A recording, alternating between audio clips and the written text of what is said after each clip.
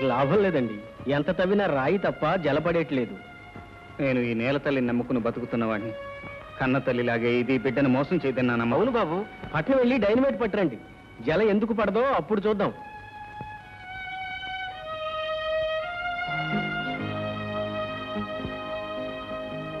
ఏమండి?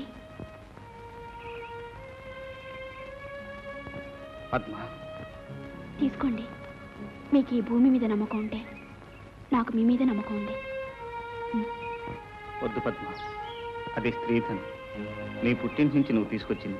స్త్రీకి ధనం పడితే అనురాగంతో కూడిన మీ మనసే నాకు పుట్టిల్లు.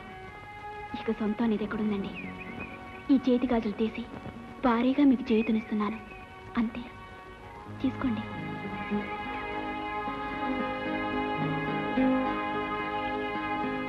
ఆలస్యం చేసినట్టున్నాను బాబు. అబ్బే లేదమ్మా, ఇప్పుడే పని ముగించుకుని పైకి వచ్చాం. ఏమో బాబు, ఆ నూతిలో కాసిన నీళ్లు పడితే మనందరి కడుపుల్లో 4 మెతుకులు పడ్డట్టే. బాబు రవి, మన తులసికి సూడిదలు తీసుకెళ్ళాలి బాబు. అదేమిటయ్యా ఈ విషయం ఇంత మెలిగా నా చెప్పటం? నేను అమ్మమ్మను కాబోతున్నానని తీపి తినిపించి సంతోషంగా చెప్పాలి గాని. అదేమిటమ్మా, ఎందుకా కన్నీళ్ళు? అవునాయనా, అమ్మమ్మనవుతున్నానని ఆనందపడినా, మోసే ఎద్దు మీదే మోత బరువు పెడుతున్నానని బాధపడినా. అదేమిటయ్యా తులసికి సూడిదలు తీసుకెళ్ళటం మనకు భారం ఎలా అవుతుంది? అవునమ్మా, ఆస్తి పంపకాల్లో జరిగిన అన్యాయాన్ని మౌనంగా కన్నీటి చాటును దాచానే గాని నీకు న్యాయం చేశానా?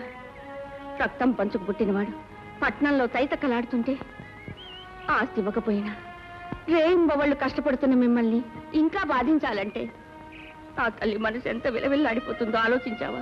మమతానురాగాలు పంచుకోవటానికి ఒక తల్లి గర్భాన్నే పుట్టనక్కర్లేదమ్మా. తులసిని నా చెల్లెలుగానే కాదు, సొంత బిడ్డగా చూసుకుంటాను. రేపే పట్నం వెళ్ళి చీర సారే తీసుకొస్తాను. సూడిదలు తీసుకెళ్లి తులసిని శ్రీమంతానికి తీసుకొద్దురు గాని. ఏమిటి ఎలా వచ్చారు? సూడిదలన్నయ్యా. ఇంటికి తీసుకెళ్లి శ్రీమంతం చేయాలనుకుంటున్నా. మీకు మర్యాదలు తెలిసే సూడిదలా? 3 చీర తమిడి సరివిడినా, ఇంతకంటే తేవడానికి అది ఎక్కడ ఉందలే మీకు. బాబాయ్, అంత గతి లేని వాడుగా మాట్లాడకండి. ఏ రాష్ట్రం పొడుచుకొస్తుంది. చింత తెచ్చినా పులుపు తావలేదనేది ఇదే. లేనోళ్ళు లేనట్టుగా పడుండగా ఈ బ్యాషిజాలు ఎందుకు? అన్నయ్య, శ్రీమంతానికి కావాల్సింది సిరి సంపదలు కావు, కడుపులో పడ్డ పసిగుడ్డు చిరంజీవి కావాలని చేసుకునే వేడుక. డబ్బు లేని వేడుకలు నేను చేస్తాను సారా. సరేలే, తెచ్చింది తెచ్చారుగా, ఇక వెళ్ళండి. ఎక్కడికే వెళ్ళేది? ఇందాక నుంచి చూస్తున్నాను. సూడులు తెచ్చిన ఆడాలు నిలబెట్టి మర్యాద అక్కడ మాట్లాడతావా? సూరమ్మ, నేను మాట్లాడేది సూడుదలు వద్దని కాదు, తులసిని శ్రీమంతానికి పంపనని. ఎందుకు పంపని? శ్రీమంతం పేరుతో తీసుకెళ్లి వస్తువులన్నీ ఒలిచి వాళ్ళ అవసరాలు తీర్చుకుని భోజపడితో తిరిగి పంపుతారు. అన్నయ్య అన్నా పిన్నయ్య అన్నా జరిగేది అంతే. మీరంతగా తీసుకెళ్లాలంటే ఓ పని చేయండి, ఆ వస్తువులన్నీ తీసి అక్కడ పెట్టించి తీసుకెళ్ళండి. ఇంతకిన్ని నగలు పెట్టి మా మామగారు పంపించినా నేను రాను.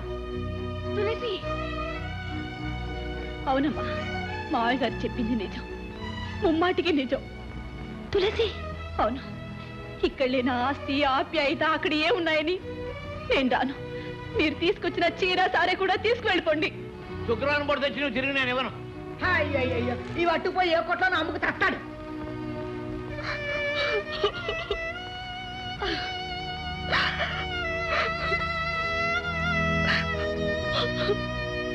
రెండో ఎవడదాం.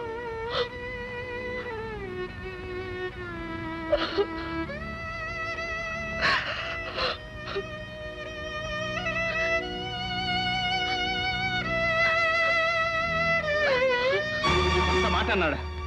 వాడి నీచ బుద్ధులు మనకు ఆపాదిస్తాడా? నేను ఇప్పుడే స్వయంగా వెళ్ళి వాడికి బుద్ధి చెప్పి చెల్లెలు తీసుకొస్తాను. వద్దండి, ఇప్పుడు మీరు అక్కడికి వెళ్తే తీసుకురాగలిగింది తులసిని కాదు, ఇంతకింత అవమానాన్ని. నన్ను అవమానించడానికి వాడికి ఎన్ని గుండెలు? ఇంకా అతనికి వేరే గుండె కావాలా మీ గుండెని పగలగొట్టడానికి?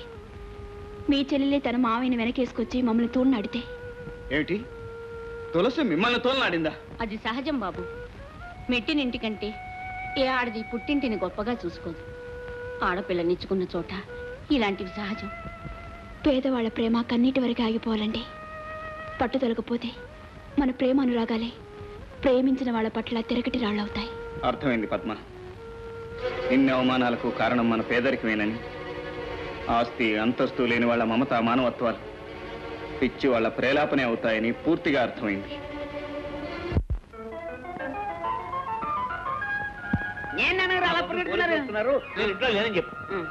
పోలీసులా కాకుగూళ్ళు కొట్టినందుకు ఆయన నేను పొయ్యిలో పెట్టినందుకు నన్ను మూసేస్తారేమో.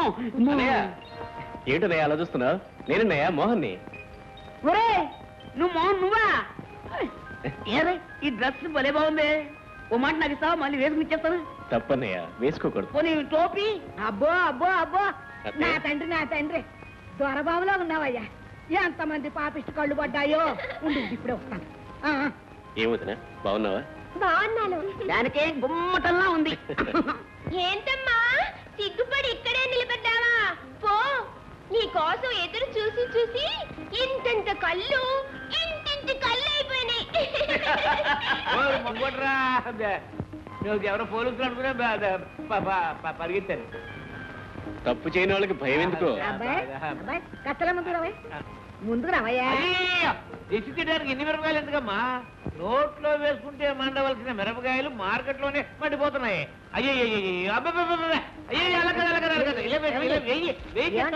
బిడ్డ మీ బిడ్డ. అబ్బాయి బిడ్డ లేదు, లడ్డు లేదు.